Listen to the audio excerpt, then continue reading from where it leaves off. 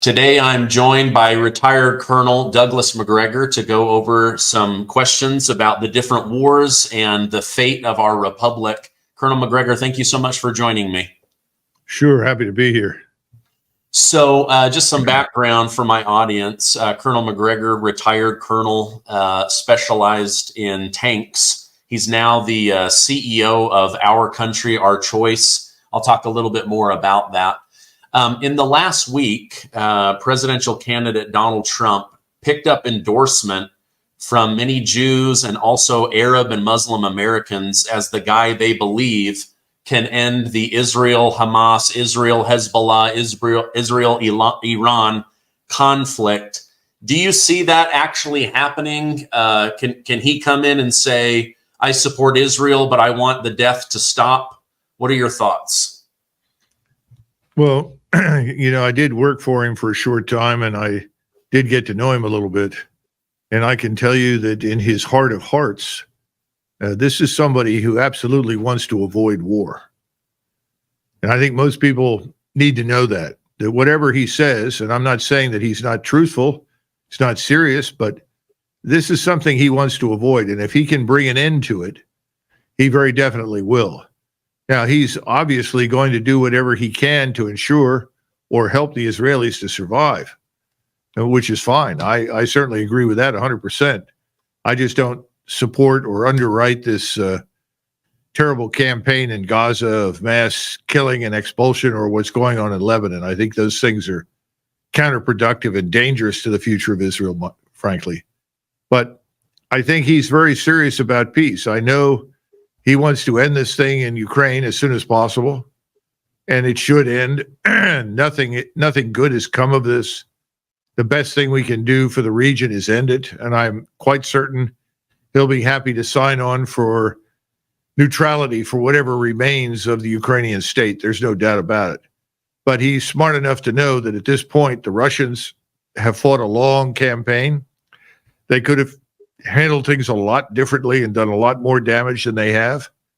He knows the truth, which is at least 600,000 Ukrainian soldiers have died.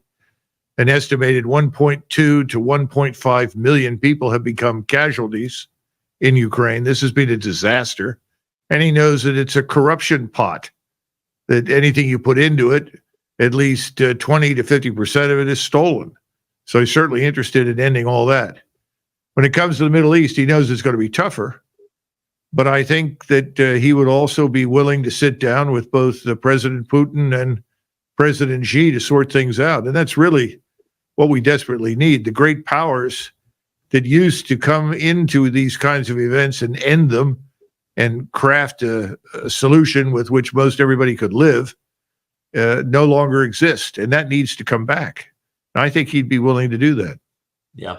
The media significantly downplays the number of people that have died, but from interviews that I've watched of the former president, he uses the same numbers that you just quoted, hundreds of thousands, millions, deaths on both sides. He doesn't seem to shy away from the truth like the mainstream media, yet you have, CNN trying to bully him into a corner. Oh, do you want Russia to win or Ukraine? And he's like, I just want the death to stop. I want people to stop dying. I believe that will be his sole focus. Is there's going to have to be concessions of land. There's going to have to be both sides not liking some aspect of it. But if we can stop the death and save the Ukrainian people and the culture and make this thing stop, I do believe, I agree with you. I think that's the direction he wants to push very, very quickly. Well, I don't know how much really accurate information he gets. The Russians have sustained about 125,000 casualties, of whom 60,000 are dead.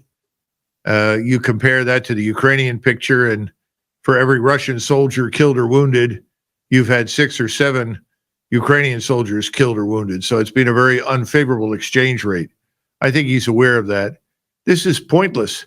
But he knows something else, and this is what nobody bothers to point out. We have no strategic interest, contrary to what Lindsey Graham and his friends in the Senate have said, in who owns or operates eastern Ukraine. We just don't. We as a people, as a nation, have never had any interest in that whatsoever. And the borders in that part of the world, Stephen, have changed hundreds of times over the last 1,000 years. So the notion that there's something sacrosanct has been broken if borders change and territories exchange is nonsense. So I think he's quite capable of ending that. I think the tougher nut to crack is going to be Israel, simply because of the enormous financial power of the Israel lobby here inside the United States. And he wants to maintain good relations there. He wants to see Israel survive, but he's stuck with this man Netanyahu. And I don't see anything terribly reasonable or compromising in any way, shape, or form about him. Okay. Staying on the Israel topic, has Israel bitten off more than they can chew at this point? Or is attacking Iran over and over again the best strategy? Because from my perspective as a non-military person, to me, it looks like they're just taking turns punching each other in the arm with missiles. But eventually, this thing is going to get out of hand. I think it's already out of hand, frankly, and I think you're onto something very important. What is the strategic objective and goal of this whole thing? Well, in theory, it started out as a punitive operation against Gaza to punish them for their intervention in Israel. At the same time, since 7 October of last year, you've had a lot of evidence emerge that suggests the Israelis actually were told. The Israeli top leadership was aware that something was coming, and they either chose to ignore it deliberately or they simply didn't pay attention. You have Israeli women in the Israeli Defense Force who were there and tasked with the requirement to constantly monitor everything that happened in Gaza. And I've been over there and I've seen Gaza from the outside, and I can tell you the Israelis had that place wired. Nothing happened over there without them knowing it. It's very hard for me to believe that they were not aware. And then, of course, you have the deputy chief of intelligence in Egypt who says that he called the Israelis the day before and said, look, we see a really terrible event emerging. We think you're in for a major attack. So between the Israeli women in the intelligence business, and I'm sure they aren't the lone rangers, they made it very clear that they briefed in detail on what was coming, and they were told, you're wrong, go away. Now we have the deputy chief of intelligence in Israel saying the same thing. So I'm beginning to think that there was an attempt, or let's put it this way, there was the intention to let this unfold, thinking that this then could be leveraged to justify something that many Israelis have wanted to do really since the early 1950s, late 1940s, and that is to expand this Nakba, this mass expulsion of Arabs from the Israeli side of the Jordan out of the country. And at the same time, they said, we'll settle accounts with everybody else that we don't like, and we will establish our supremacy in the region, period. And I think they believed that they could do this, first of all, because of their experience with Arabs in previous wars, that they were weak and could not stand up to a serious military attack. And I think they've discovered that, surprisingly, despite the horrific losses in Gaza, and the Lancet medical journal in England has reported 189 to 190,000 men, women, and children killed or wounded or maimed or harmed in Gaza. And that number has only grown since they published it. And at the same time, they've gone into Lebanon now. They've discovered that Hezbollah is very tough. They're not beaten. They're not defeated. They may have been somewhat diminished, but they're still launching attacks against Israel. And I think we haven't even seen the true strength of Hezbollah at this point.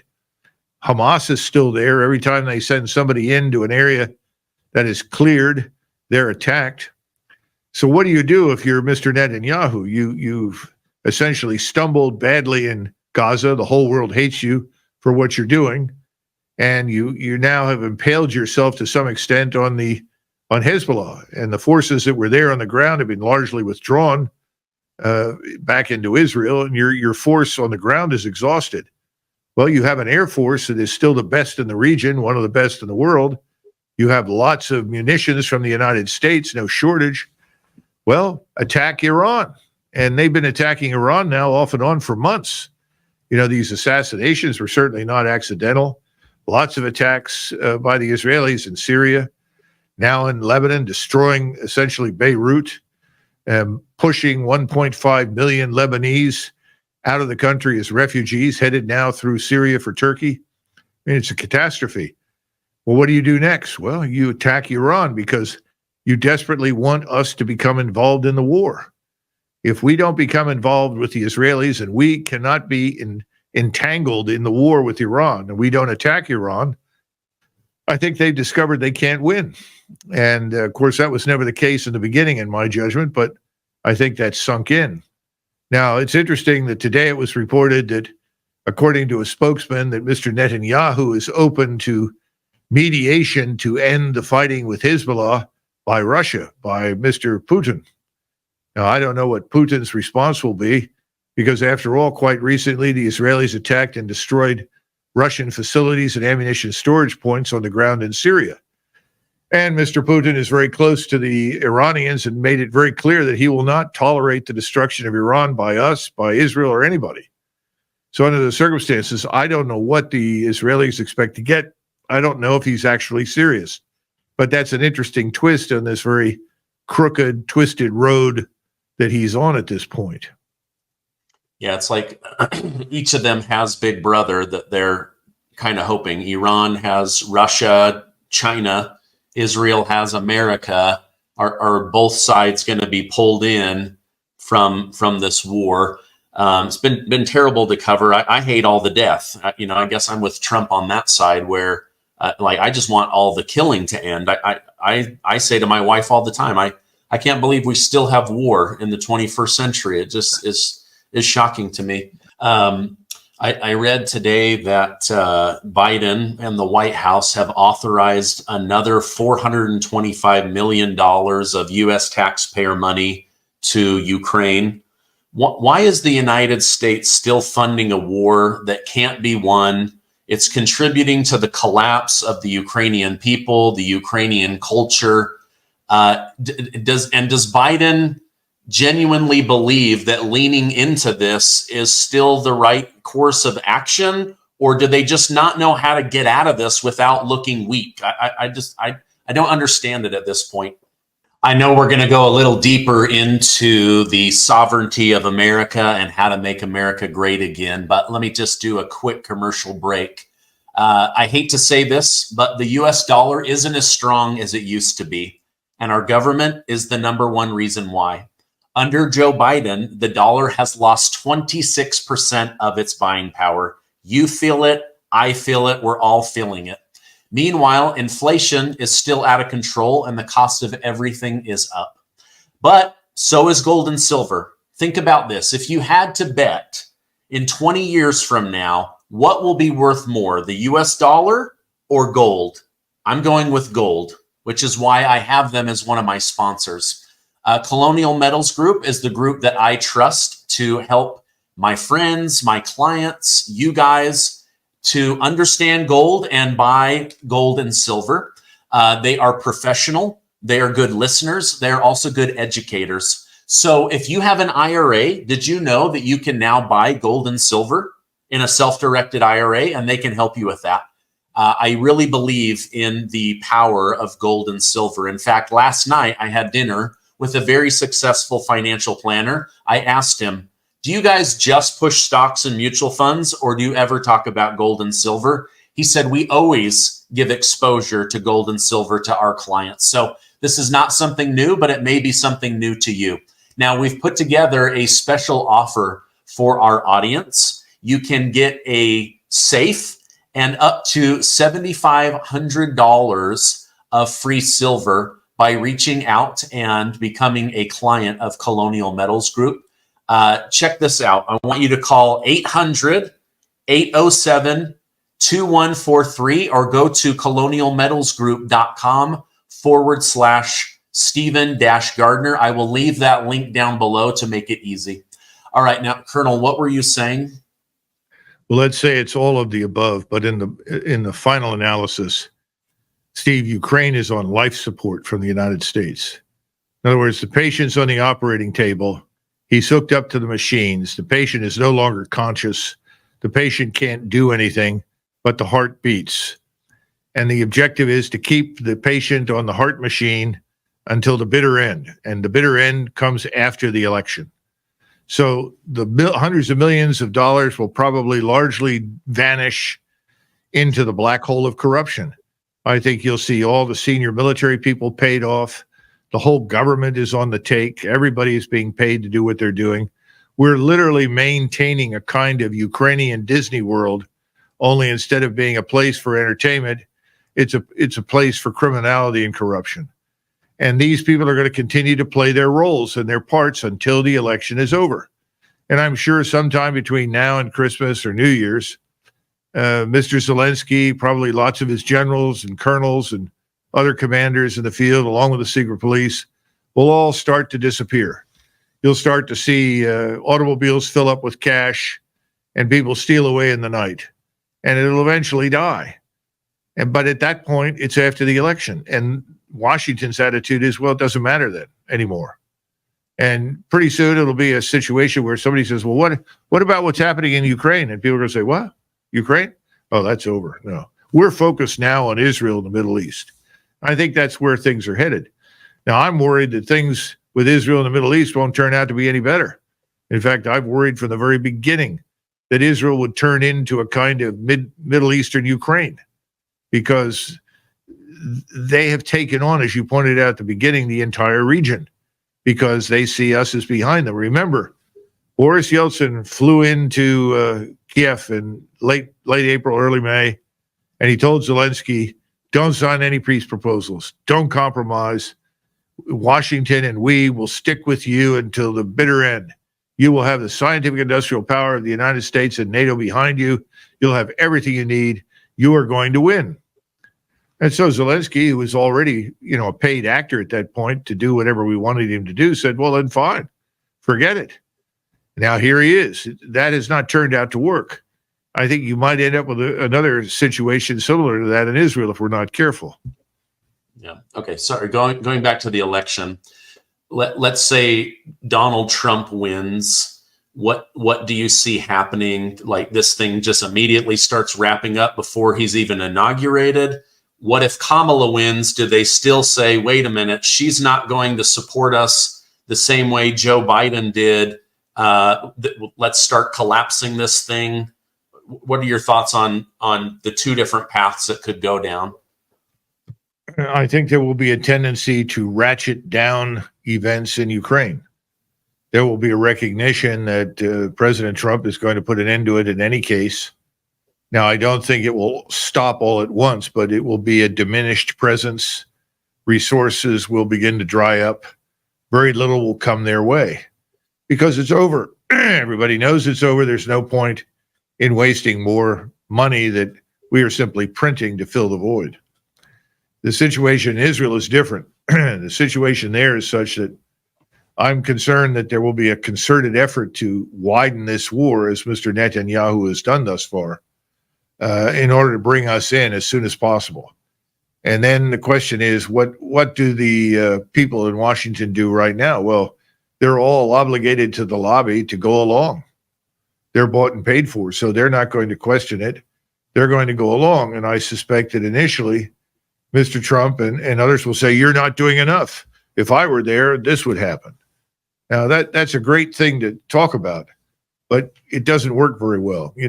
JFK, all through his election campaign, talked about this thing called the missile gap and said, we're at great risk because there's a missile gap, and that's because of Eisenhower, and he didn't do this and he didn't do that. So he wins election, and within a few months, there's no more mention of any kind of a missile gap. And he was questioned about that privately. And he said, well, I guess there really wasn't one. In other words, what people say before they're in office has a habit of going by the wayside if it's not convenient. So what we don't know is what that means for the war in the Middle East that involves Israel and the United States as its ally. That I don't know. But I think it could go that way over time. And how long is the attention span of the American people? One of the questions that nobody asks is, what if we lose a couple of hundred people in one day? We've got 25,000 people in Syria, in Iraq, in these little forward operating bases, and in Jordan. What happens if the Iranians strike those? They've chosen not to do so, but there's nothing to stop them. What happens to our aircraft on airfields that are in the region? Could they be destroyed? Obviously. What happens to our ships? In other words, if we get into this and we fly into the region and we try to attack Iran, we're going to lose people. It's inevitable. People will say then, well, really? What are we doing there? I thought we went over to defend Israel. And then somebody will say, yeah, but we're not defending Israel. We're just attacking Iran.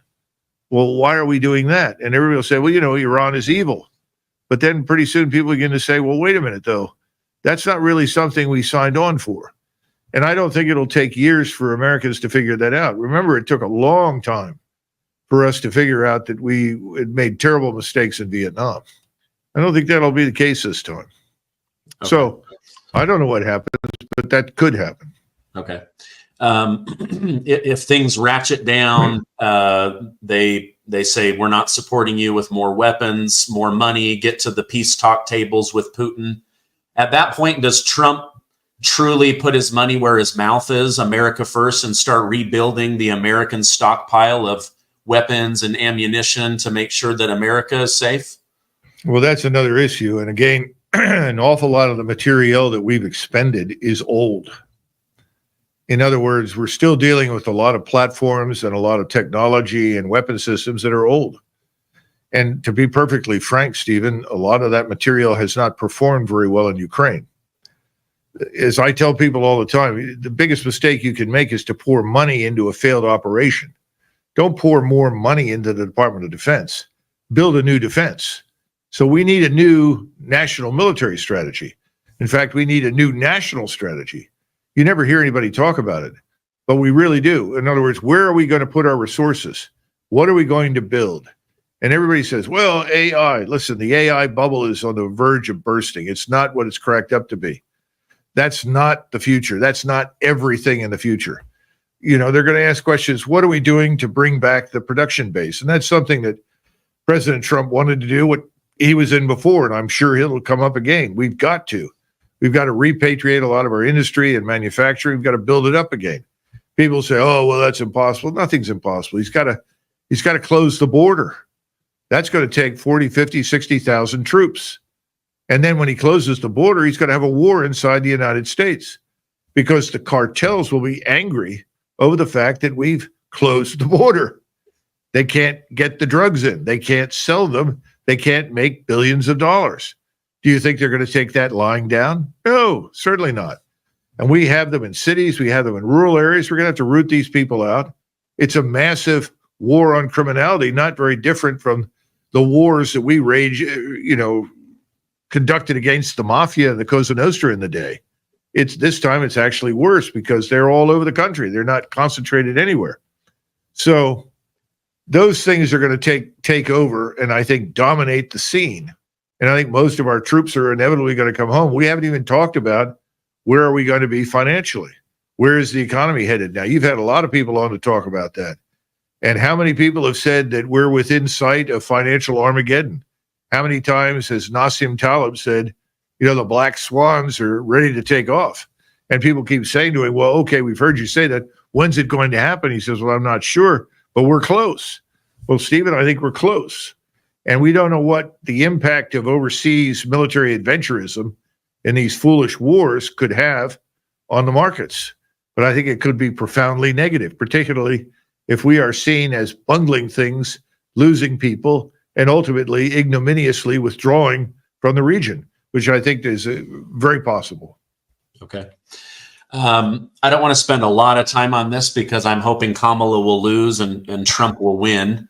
But you're a lot closer to Washington, D.C. than I am. In fact, I know almost nothing about Washington, D.C. But how much real world experience does Kamala Harris have with foreign affairs, specifically wartime related military foreign affairs? Nothing. Stephen, a very wise man that was a great friend to me and a very brilliant professor. He also retired as a 3-star. His name was Bill Odom. And he used to say to me all the time, what are the requirements for a president? He would say the president has to be an expert in international system, international relations. He has to be an expert on the economy and understand finance. He has to be an expert in military affairs. That's three things. And he has to know something about domestic politics. He said, now, what do most people that come to office in Washington know about? He said, one thing, domestic politics. What about the other three? Well, the last president we had that understood those things really, really well, I think, was Eisenhower. Although you can make a good case that Nixon came close, I think Eisenhower really understood it.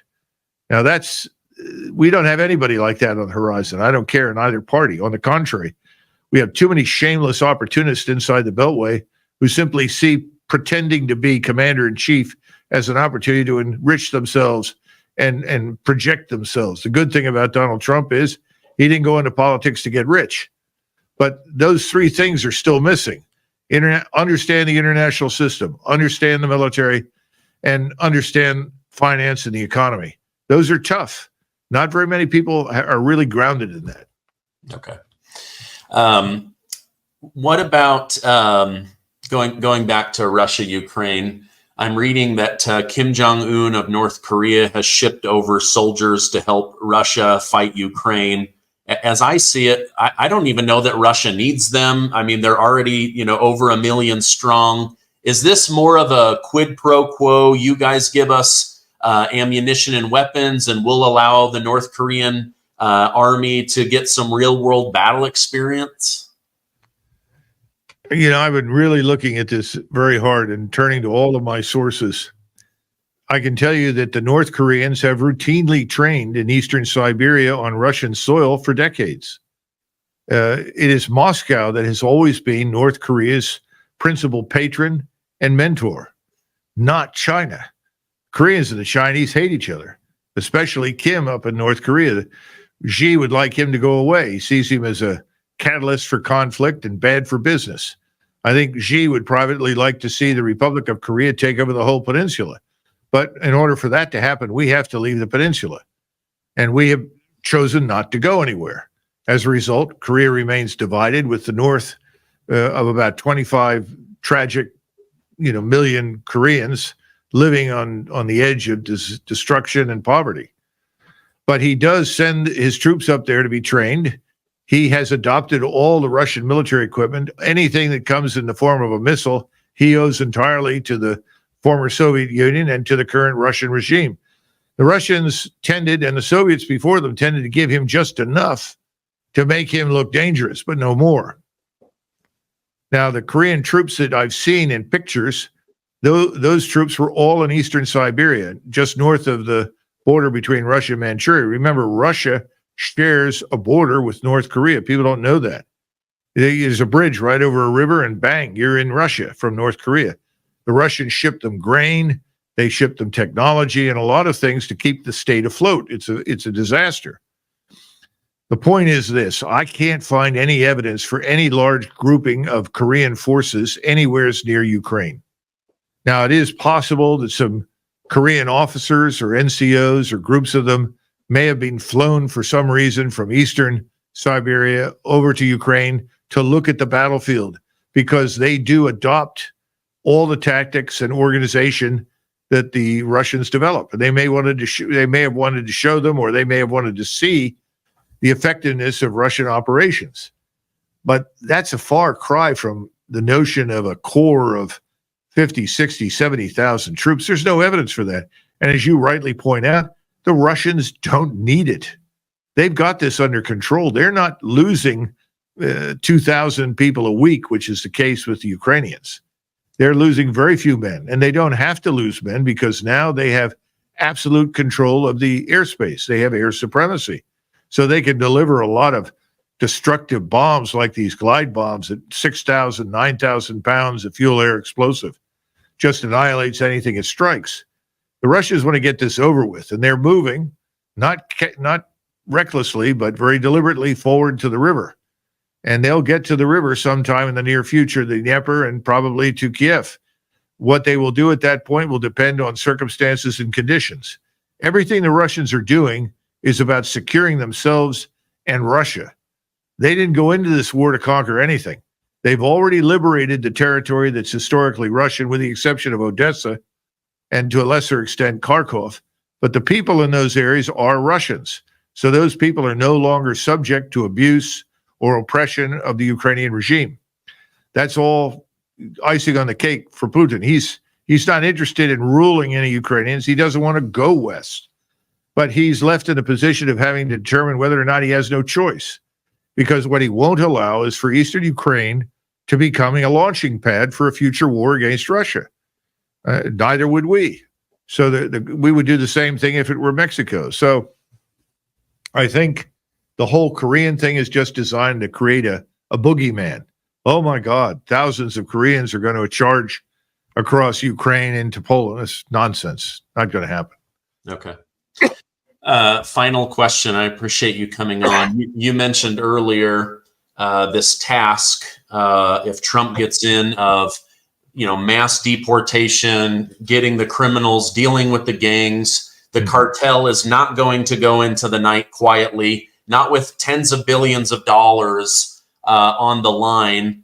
Do you see Trump being able to actually make progress on this internal battle? Because he's also going to be fighting the Democrats. He's going to be fighting the rhinos.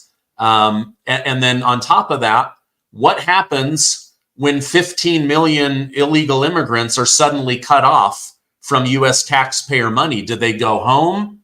Do they start an internal battle? Do they try to take over more apartment complexes? I see this thing not going well. Well, it's interesting. I was asked for my opinion on this by people whose names have to be undisclosed. And I have given some recommendations. And the first thing is that you've got to secure that border. In other words, that has to be tightly controlled. Nothing gets in or nothing gets out unless it's legally doing so. So that has to be absolutely maintained. Until that thing is secure, you can't move on to phase two. Phase two is you give illegals in the United States 90 or 120 days to voluntarily leave the country. And they're told if you voluntarily leave, you can take your belongings with you. You have to take your children, your families, everything goes, but you get 90 to 120 days to make this happen. Then you make it clear that after the 120 days, anyone who is still here is vulnerable to being arrested and prosecuted for any range of breaches of the United States Criminal Code, because you can't break into this country and flaunt our laws, although obviously Washington has tolerated that. Strictly speaking, no. We have laws against that. And many of these people that have come across, I'm not saying all of them, but large numbers are, in fact, what Donald Trump has said, criminal elements. Now, that's when you begin to get into the problem with the drug cartels. I don't know if they're ready for this, because to deal with the drug cartels will take more than the local police, more than federal marshals. It's going to take military power working closely with the police and federal marshals. And some of that will be National Guard. And in some cases where you're dealing with harder cases of resistance, it will have to involve the regular military. And again, historically, we've done these things before. We used the U.S. Army and the National Guard to deport people. 3 million Mexicans initially under FDR at the beginning of the Depression. 9 million were deported under Herbert Hoover right after the Depression broke. And then subsequently, there were another million or so during the Second World War. After the war ended, Harry Truman deported a couple of million. And finally, Eisenhower, another 1.2, 1.5 million under his Operation Wetback. So we've done this before, but we've never had to deal on a great scale with the criminal syndicates that are represented by these drug cartels. They're well armed and they're vicious criminals. They're not going to go gently into the night. So I'm not sure that has been thought through, and you can't do it nationwide all at once.